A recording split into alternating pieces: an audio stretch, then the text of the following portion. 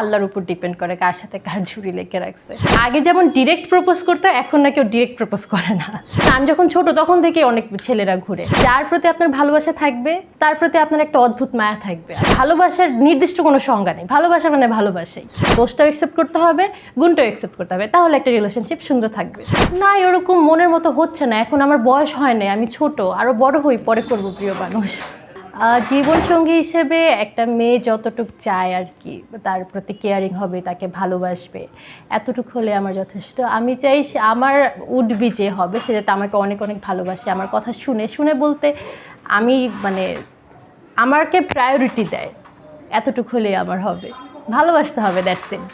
সেটা আসলে ডিপেন্ড করে, এটা তো বলা যায় না কখন কার প্রতি ফিলিংস চলে আসে একটা মানুষের। দেখা গেল আমি বললাম আমি বাইরের অঙ্গনের চাই, কিন্তু আমার এই অঙ্গনের মানুষের প্রতি ফিল চলে আসলো, সেটা তো বলা যায় না। এটা আল্লাহর উপর ডিপেন্ড করে কার সাথে কার ঝুড়ি লেগে রাখছে।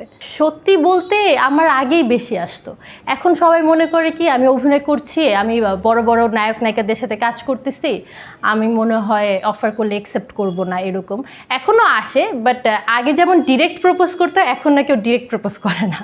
লাইক আমি যখন স্কুলে যেতাম, মানে আমার পিছনে আমি যখন ছোট তখন থেকে অনেক ছেলেরা ঘুরে। Double million offer Walton fridge কিনে পেতে পারেন 20 লক্ষ টাকা, রয়েছে কোটি কোটি টাকার নিশ্চিত উপহার। আমি স্কুলে যেতে গেলে আমার জন্য রিক্সা নিয়ে দাঁড়ায় থাকতো, স্কুল ছুটি হলে তখনও রিক্সা নিয়ে দাঁড়ায় থাকতো, যদি আমার যাতে রিক্সা খুঁজতে কষ্ট না হয়।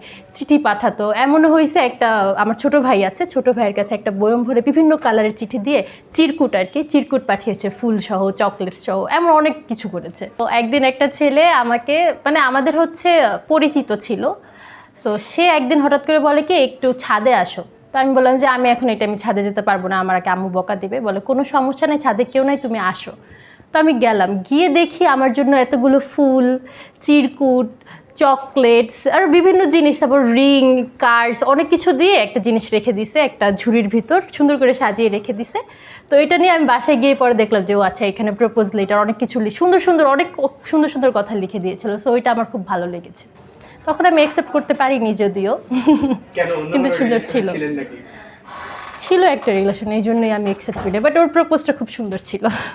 ভালোবাসার আমার মতে ভালোবাসার কোনো সংজ্ঞা হয় না।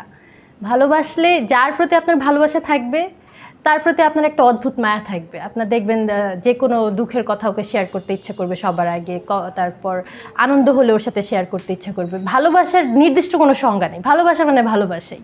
লাইফ পার্টনার হতে হলে আমার যেমন, আমিও পারফেক্ট না, আমার একটা দোষ থাকবে, একটা ভালো দিক থাকবে। আমার ভালো দিকটা যেমন তার অ্যাকসেপ্ট করতে হবে, আমার দোষটাও তার অ্যাকসেপ্ট করে নিতে হবে।